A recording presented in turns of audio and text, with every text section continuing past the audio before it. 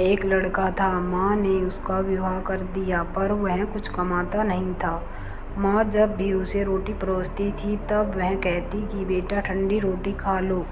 लड़के की समझ में नहीं आया कि माँ ऐसा क्यों कहती है, फिर भी वह चुप रहा।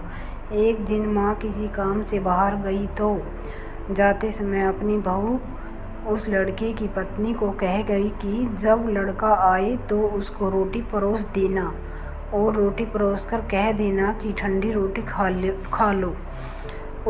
उसने अपने पति से वैसा ही कह दिया तो वह चिढ़ गया कि माँ तो कहती ही है और वह भी कहना सीख गई। वह अपनी स्त्री से बोला कि बता रोटी ठंडी कैसे हुई? रोटी भी गर्म है, दाल साग भी गर्म है, फिर तू ठंडी रोटी कैसे कहती है? वह बोली कि यह तो आपकी माँ जाने, आपकी माँ ने मुझे ऐसा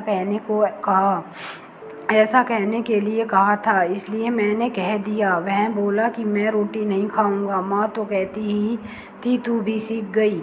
माँ घर आई तो उसने बहू से पूछा कि क्या लड़के ने भोजन कर लिया? वह बोली कि उन्होंने तो भोजन किया ही नहीं, उल्टा नाराज हो गए।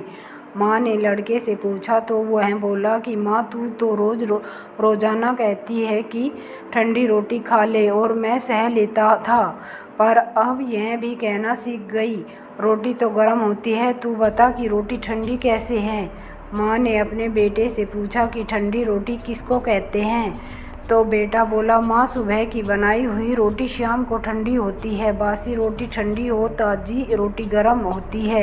माँ ने कहा बेटा अब तू विचार करके देख, तेरे बाप की जो कमाई है वह ठंडी और बासी रोटी है। गरम ताजी रोटी तो तब होगी जब तू खुद कमा कर लाएगा। लड़का समझ गया और माँ से बोला कि अब मैं खुद कमाऊंगा और गरम रोटी खाऊंगा।